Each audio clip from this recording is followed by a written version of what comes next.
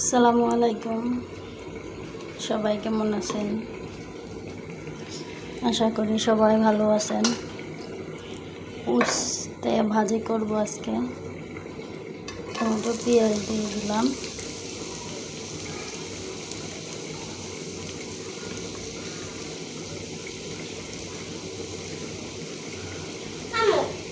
তারপরে রসুন কুচি,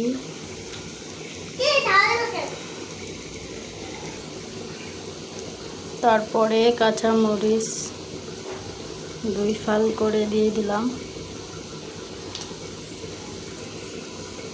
এরপরে উস্তাটা কুচি করা ছিল তা দিয়ে দিলাম।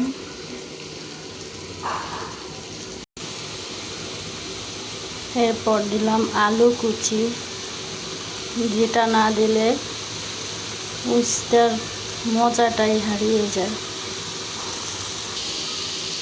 এরপরে হলুদ গুঁড়ো, তারপরে অল্প করে লবণ দিয়ে দিলাম।